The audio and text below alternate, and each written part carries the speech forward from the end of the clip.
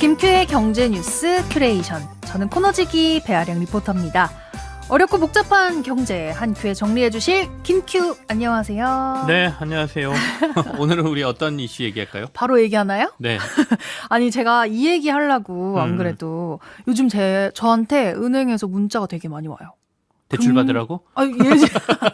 보통은 그것도 대출 문자죠. 있는데 네네. 예적금 금리 올랐다고 은행 방문해보라고 이런 문자 오더라고요. 아니 근데 보니까 정기 예금 금리가 한 7, 8% 되는 곳도 있다고 하더라고요. 저축은행 뭐 이런 데 가면 아마 그런 상품이 최근에 좀 등장한 것 같습니다. 근데 예적금 금리 오르면 좋은 거잖아요. 좋긴 좋은데. 네, 기준금리 오를 때마다 네. 왜 대출금리는 빨리 올리고 예금금리 네. 안 올려라고 이렇게 뭐라고 하시던데. 그런데 했죠. 이자 더 주는 상품 나왔다 그랬는데 왜 불만이십니까? 아니 이게 뭐 어떤 느낌이냐면요. 네. 기준금리 안 올랐는데 은행들이 고객님 힘들죠. 예금금리 저희가 올려드릴게요. 뭐 네. 이러진 않나? 약간 네. 무슨 쿵쿵이지? 이런 생각을 하게 돼요. 한 번 더 꼬아가지고. 네네네. 아니면 뭐 예금금리 올렸으니까 대출금리도 올립니다. 이런 거 아닌가?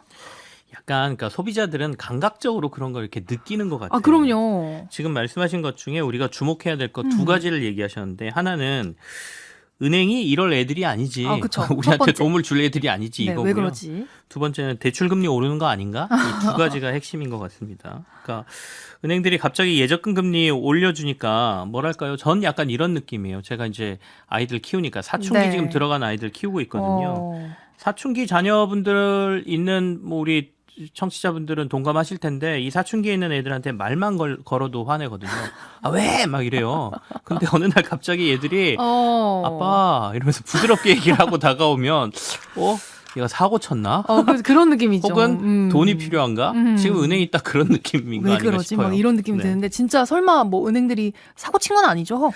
사고를 친 것까지는 아닌데 은행이 돈이 좀 필요한 상황인 거는 맞는 것 같아요.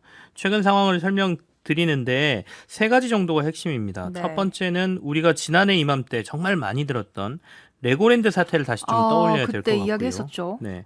두 번째는 요즘 월가에서 자주 등장하는 단어 higher for longer라는 단어의 의미를 좀 우리가 봐야 될 것 같고요. 그리고 세 번째가 결국은 또 부동산이다. 이 얘기를 해야 될 것 같습니다. 근데 제가 듣다 보니까 은행들이 돈이 필요한 거랑 네. 말씀하신 세 가지 조금 매칭이 안 되거든요. 하나씩 들어보시면 결국엔 연결이 된다 이렇게 느끼실 텐데 네. 첫 번째 레고랜드 사태부터 좀 해보겠습니다. 지난해 이맘때 강원도에서 레고랜드 조성을 위해서 발행한 채권에 대한 지급 보증을 안 해주겠다 네. 그러면서 지자체 발행 채권도 신뢰도 문제가 생겼고 이 문제가 국채 신뢰도까지 연결되고 이게 채권 시장 전체를 흔들면서 금리가 막 올랐거든요. 그래서 좀 그랬었죠. 혼란스러웠습니다. 네. 그러니까 은행들이 채권 시장에서 금융채를 발행해서 자금 조달을 해야 되는데 이게 잘 안 돼요. 너무 금리가 오르니까. 네. 그래서 당시에 예적금 금리를 많이 올려서 시중에서 일반 소비자들한테 돈을 받아서 이제 자금을 조달을 했거든요. 기억이 납니다. 근데 이게 딱 1년 됐지 않습니까? 그러면 지난해에 만들었던 1년 정기예금, 적금 상품들의 만기가 돌아올 시기거든요. 오, 맞네요. 그 얘기는 높은 금리를 원금과 함께 이자를 돌려줘야 되는 상황이어서 요 돈 마련해야 되잖아요. 그러니까 맞네요. 은행들이 자금을 지금 조달하려고 하고 있다. 근데 그냥 돌려주기는 그렇고 재예치도 이 은행들의 작전입니다. 그래서 비슷한 상품을 내놓고 야 지난번하고 비슷한 상품이 있으니까 돈 찾아가지 말고 여기다 다시 넣어주세요라고 하기 위해서 금리를 지금 조금 올리고 있다. 이렇게 봐야 될 것 같습니다. 이 레고랜드 사태가 1년이 넘었는데도 아직까지도 이게 시장에 이런 식으로 영향을 주고 있는 그럼요. 거네요. 네. 어쨌든 은행은 돈이 지금 좀 필요하다. 네. 근데 아까 전에 방금 말씀하셨던 higher for longer. 이게 알 발음이 엄청 좋으시네요. higher for longer. 네. 이거 무슨 뜻입니까, 이거? 미국 연준에서 지금 계속 얘기하는 말인데요. 지금의 좀 높은 금리 상황이 꽤 오래 지속될 것이다 이런 얘기입니다. 지난주에 이제 미국의 9월 FOMC 회의가 있었어요. 여기서 네. 금리를 결정하는 회의지 않습니까? 네. 시장 예상대로 기준금리는 동결이 됐습니다. 근데 올해 말하고 내년 말까지 기준금리 상황이 어떻게 될 것이냐 예측하는 것들이 있는데 네. 이걸 보니까 원래 이제 한 번 정도 금리 인상이 더 있을 수는 있다라고 시장은 알고 있었고요. 근데 진짜로 할지 안 할지는 모르죠. 네. 근데 내년 말이 되면 지금보다 기준금리가 1%포인트 정도 내려갈 거다 이렇게 봤습니다. 그러면 보통 저희가 0.25%포인트씩 금리를 떨어뜨리니까 네. 4차례 정도 내년에 금리 인하가 있을 거고 그러려면 연초부터 시작해서 한 4차례 정도 할 것이다. 이렇게 예상을 했었거든요. 네. 근데 이번에 9월 FMC 회의 끝나고 보니까 이 예측이 0.5%포인트로 줄어 있단 말이죠. 그 얘기는 2번밖에 금리 인하를 안 한다는 얘기예요. 그렇죠. 그러면 상반기에는 금리 인하 안 하고 하반기 그것 또한 4분기나 돼야 금리 인하 할 수 있어 라는 얘기가 되니까 금융시장이 또 약간 혼란스러워요. 지난주 후반부터 미국의 국채금리 시장에서 금리가 뛰기 시작해서 네. 10년물하고 30년물 국채금리가 큰 폭으로 올랐거든요. 그 얘기는 결국 글로벌 금융시장은 연결돼 있잖아요. 연결돼 있죠. 그러니까 우리나라 국채 시장에서도 금리가 뛰기 시작했고 결국 이 얘기는 은행들이 자금 조달할 때 쓰는 금융채 발행할 때 금리가 올라간다는 얘기고 그러다 보니까 실제로 그 은행 금융채가 5월 중순에 5년물 금리가 3.96% 정도 됐었거든요. 네. 근데 어제 기준으로 보니까 4.488%까지 올랐더라고요. 올랐네요. 그러니까 이제 아까 레고랜드 사태 때도 그랬잖아요. 금융채 금리가 이렇게 오르면 은행들은 야, 금융채로 조달하기 조금 힘드네. 그러면 시중에서 조달해야 되겠다. 그러니까 예적금리의 금리를 지금 조금 올릴 수 있는 상황이 또 돼버린 거죠. 그러니 은행은 또 돈이 필요하다. 그러면은 결국에 부동산은 뭔가요? 은행이 진짜 그럼 지금 돈이 필요한 이유가 뭘까를 우리가 들여다보자는 거예요. 그러니까 부동산은 은행 입장에서는 리스크하고 기회 두 가지 요소를 다 가지고 있거든요. 첫 번째 리스크는 부동산 PF 부실. 이게 계속 금리가 이렇게 오랫동안 높게 지속된다 그러면 연체율이 올라가면서 부실이 터질 가능성이 있죠. 실제로 몇 달 전에 새마을 금고발 불안이 시장에 조금 영향을 미쳤지 않습니까? 근데 지금은 수면 아래로 좀 내려간 상태인데 계속 이렇게 고금리가 유지되면 언젠가 다시 수면 위로 떠오를 수도 있습니다. 특히 이제 저축은행들의 연체율이 지금 조금씩 올라가는 것으로 나오거든요. 그러니까 이런 불안감이 조금씩 가중되고 있고 시장에 그런 걸 알고 있기 때문에 저축은행들은 외부에서 자금 조달하기가 조금 힘들어졌습니다. 그러니 당연히 금리 예적금 금리의 금리를 높여가면서 사람들한테 금리로 유혹을 하죠. 우리한테 7, 8%. 돈을 맡기십시오. 이렇게. 근데 저축은행이 이렇게 금리를 높이기 시작하면 시중은행도 자극을 받습니다. 결국에는 시장에 도는 돈은 똑같잖아요. 그렇죠. 저축은행보다 높은 금리를 줄 수는 없거든요. 그렇지만 비슷하게 또는 우리는 안전하지만 그래도 요 정도는 줘라는 금리를 제시해야 되기 때문에 이게 또 자극해서 시중은행들의 금리를 조금 올리고 있는 것이고요. 그다음에 두 번째는 부동산이 은행의 기회도 된다라고 말씀드린 거는 이거는 대출 수요 때문이에요. 부동산 시장이 살아나기 시작하면 은행은 대출로 돈을 많이 벌게 되거든요. 근데 최근에 정부가 이제 가계부채 총량 관리라고 얘기는 하고 있지만 어쨌든 간에 시장의 냉각을 막기 위해서 이런 조치를 해주면서 부동산 시장의 아랫목에 지금 불이 붙어 있는 상황이에요. 실제 부동산 데이터들을 보면 청약 시장은 이미 서울 수도권 너무 뜨겁고요. 일부 지역에선 신고가 나온다라는 얘기도 있거든요. 전국 아파트 가격이 10주 연속 상승했다라는 데이터들도 지금 들어옵니다. 그리고 정부가 추석 전에 공급 대책 내놓겠다 이렇게 또 얘기를 하죠. 그러면 부동산 시장이 살아난다? 대출 수요가 늘겠네? 이 대출 수요를 위해서는 돈이 좀 필요하겠구나. 그러면 우리는 돈을 미리 구해놔야 돼. 근데 아까 은행채 금리 비싸니까, 금융채 금리 비싸니까 결국엔 예적금 금리를 올려서 지금 이 대출 수요에 대응하려고 하는 수요도 들어가 있는 거죠. 이 도미노처럼 하나씩 따다다닥 연결되어 있는 게 참 신기하기도 하고요. 이 세 가지 모두 은행이 지금 돈이 좀 필요합니다. 이렇게 연결이 된 것 같아요. 그럼 대출 금리는 어떻게 되나요?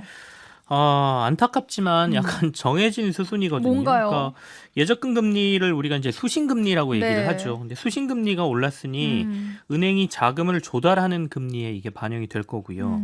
여기에 또 아까 금융채 금리도 올랐다 그랬잖아요. 수신금리 말고도 은행이 밖에서 자금을 조달하는 방법은 채권 발행이거든요. 이거 금리 올랐으니까 이것도 반영되겠죠. 대출 금리는 결국 기준금리 플러스 은행 자금 조달 비용이거든요. 흔히 코픽스라고 하는데 조만간 코픽스 금리가 오를 거고요. 이건 대출 금리가 오를 거다라는 얘기하고 연결됩니다. 그래서 아마도 대출 금리가 좀 오를 수 있다라는 게 예적금 금리에서 보인다라고 보시면 되고요. 아까 감각적으로 느끼셨지 않습니까? 그렇죠. 그다음에 이거는 완전 주제하고 딱 맞는 건 아닌데 하나 이제 뭐 조언 아닌 조언을 드리면 우리가 보통 흔히 이사철이라고 하는 기간들이 있지 않습니까? 가을이 지금이 이사철이에요. 이때 금리 오르잖아요. 그러니까 이때 수요가 몰려서 그런 거예요.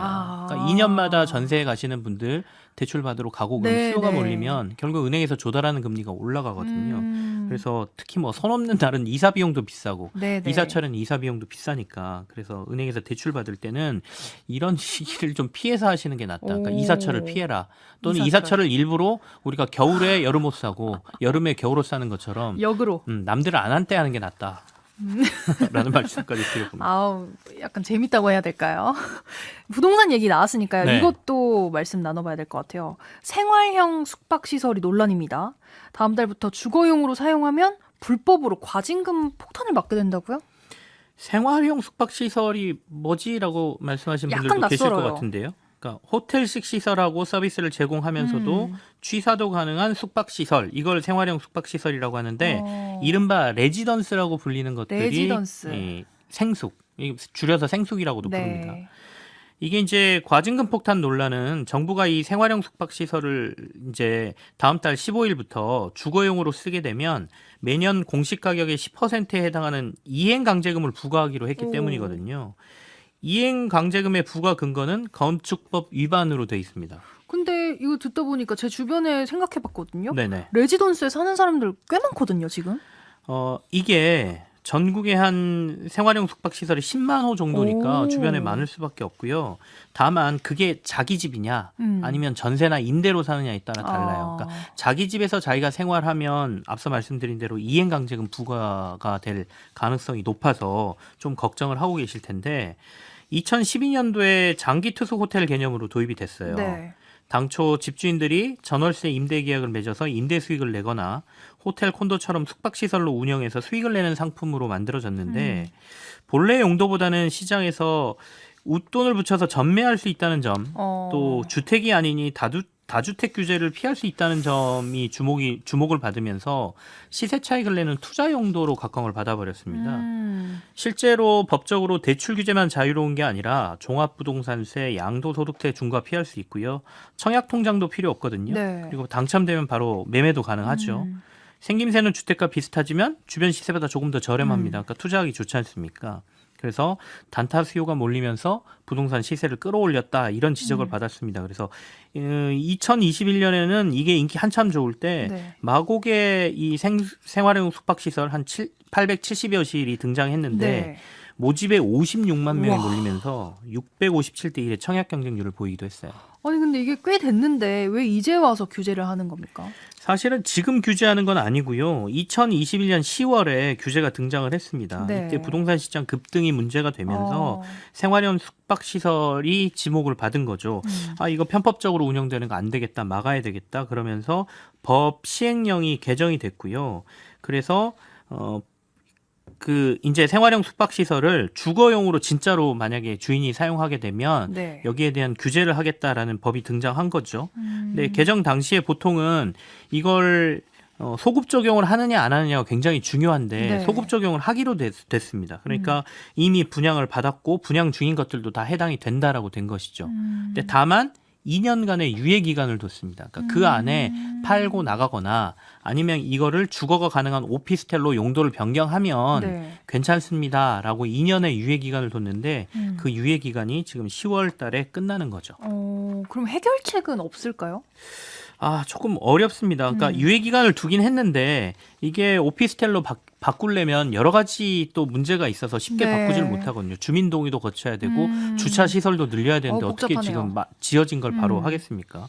그리고 이제 당장 만약에 어떤 특혜를 준다고 하면 그동안 여러 가지 법을 피해서 수익을 받은 것도 분명히 있지 않습니까? 네. 여기에 대한 논란이 크기 때문에 원희룡 국토부 장관은 일단은 원칙대로 가겠다라고 지금 얘기를 한 상태고요. 다만 이런저런 고민을 해서 추석 전에 대책 등을 얘기해 보겠다라고 했으니까 나오는 결과를 좀 지켜봐야 될 것 같습니다. 이거는 조금 시간을 두고 지켜보는 걸로 하도록 하겠습니다. 자, 오늘도 잘 들었습니다. 김큐의 경제뉴스 큐레이션 저희는 여기서 마무리할게요. 네, 지금까지 배아량 리포터와 함께했습니다. 고맙습니다. 네.